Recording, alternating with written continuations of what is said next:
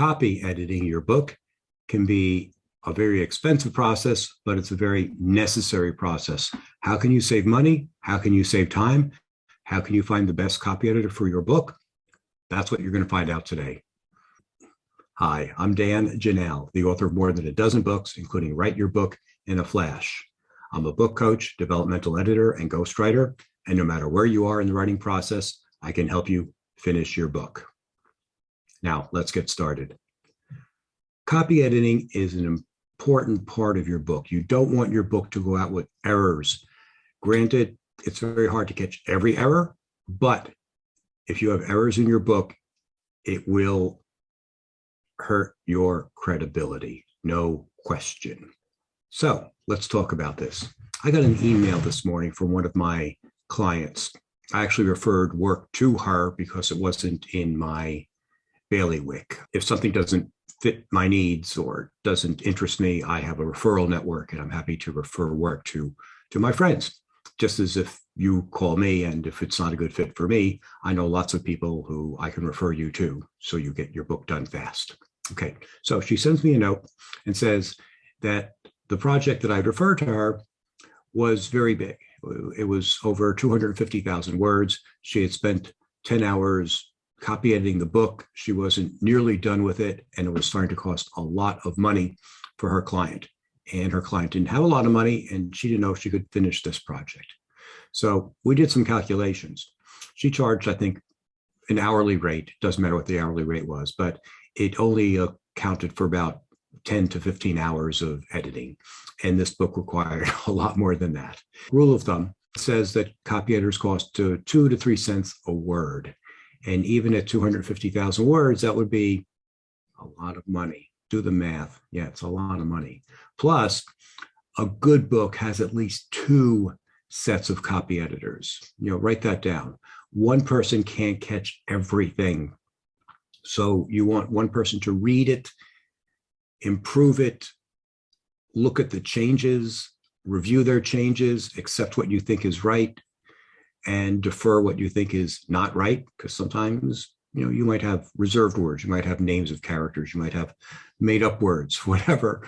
If you make up fantasy characters or fantasy worlds, you might have your own vocabulary. It's okay. A second editor will look at it again and maybe find other errors. It happens. No one is perfect. It happens. So that's a lot of money, no question. Even at 2 cents a word, it's a lot of money.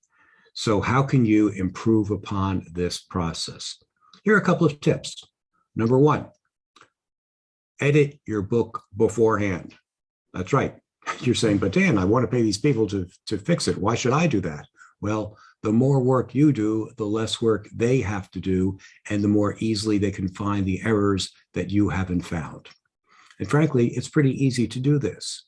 There are 2 simple ways. Number 1, use Microsoft Word's editor. It's up there in the tools section. You probably used it before. If you haven't, what are you waiting for? Use the editing tool, use the spell checker tool. It's been improved dramatically in the latest version. So make sure you have the latest version of Microsoft Word. They will find all the misspellings of words, which is really, really good. In fact, if you see any squiggly lines in your manuscript, chances are it's a misspelled word, and you can clean that up. And again, the more work you do, the fresher the eyes of your copy editor will be, because, hey, they're human. They can only edit so many hours a day before they just go bonkers and have to start over again with fresh eyes the next day. If you can get the easy stuff, then they can catch the stuff that isn't quite so easy. Okay, so that's number 1. You use Microsoft's editor. Now, on grammar, they're not the best. They're not. They just really aren't.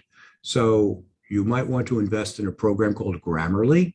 It's relatively inexpensive, especially if you're going to write books, and especially, frankly, Grammarly will work with your blogs, with your proposals, with anything else you write, and will save your butt. I know Grammarly has saved my butt many, many, many times over. Even if I've read something, even if I read something aloud, even if I read something through a text-to-speech editor, which is something you should do as well, they will still find errors. Okay, so you run it through Grammarly, and Grammarly will show you commas and periods and other copy editing mistakes that you didn't see. It's pretty cool. The third program you could use is called Pro Writing Aid. Pro Writing Aid is like Grammarly, but on steroids. They will find passive sentences that you can change and recommend ways to change it. They will find overused words like just, so, that, then, a, the, and other words like that a lot of times you really don't need.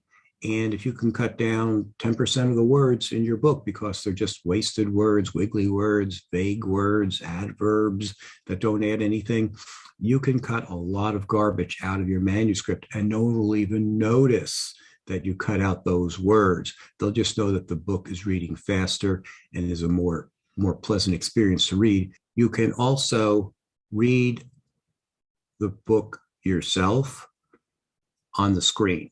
That's step one. Then you can print it out and read it from paper. You'll find different errors. You just do. It's like a different part of your brain gets engaged when you're working on the screen versus working on paper. Then you can run it through a text-to-speech tool. Microsoft Word has this built into Word as well. I find this is really useful because you can hear the pattern of the words. You might hear that a word is missing. And frankly, no other grammar checker or spell checker will tell you if a word is missing. But if you hear it, you hear a sentence and you thought you had a word in there, but it wasn't there, you'll understand it, you'll hear it. The brain has this marvelous function where it will insert the missing word for you when you read it. It just does. The brain is wonderful, but it's not very helpful when it comes to proofreading like that. Another trick that proofreaders and copy editors use is to look at the printed document and read it backwards. This way, you don't see the words in context, so your brain doesn't fill in the missing words. You're just seeing every word and you're spelling it out in your head. Now, granted, all those will take time, but it's time well spent, and it's time that equates into money. Because again, if you can find these errors before the proofreader does, before the copy editor does, then you're saving yourself a lot of time and money because they're not spending that extra hour or 2 hours or 3 hours at 85 or 100 or more per hour. Those grammar checking programs really do pay for themselves. Now, let's talk about how to find a good copy editor. First, let's talk about who is not a good copy editor. You are not a good copy editor. Your spouse is not a good copy editor. Your sister-in-law, who's an English teacher, is not a good copy editor, because copy editing really is a serious profession. You want someone who knows style, who knows grammar, who knows the style book, which your sister-in-law, who's the grammar school teacher, doesn't know about. So, how do you find a good copy editor? Well, there are numerous places online. There's the Nonfiction Writers Association. I belong to that group. They have lists of copy editors who place ads. I don't know how well vetted this is, so you're taking a chance, but at least they're joining an association, so they're a couple of steps up from someone who just you met at a coffee shop who says, yeah, I'll read your book for a couple of bucks. Okay. I know a bunch of copy editors too. I can refer you to them as well. Send an email to me at dan@prleads.com. Tell me about your project. Tell me how many words there are and what kind of genre it is, because there are certain copy editors who are more skilled at certain genres, and there are certain copy editors who only want to work within certain genres. So I know people who can edit technical documents who don't want to edit, say, romance novels. And I know romance novel editors who would be lost in a technical book. So let's find the right person for you. So those are tips that would help you get a better, cleaner book. And if you have a better, cleaner book, you'll get better reviews, you'll get more sales, you'll get more word of mouth, and you'll get more clients. So if you follow these tips, you'll be able to copy edit your book in a flash. We have other videos on our website. We have other videos on this YouTube channel. Be sure to subscribe so you're notified every time we have a new video posted. Good luck with your book.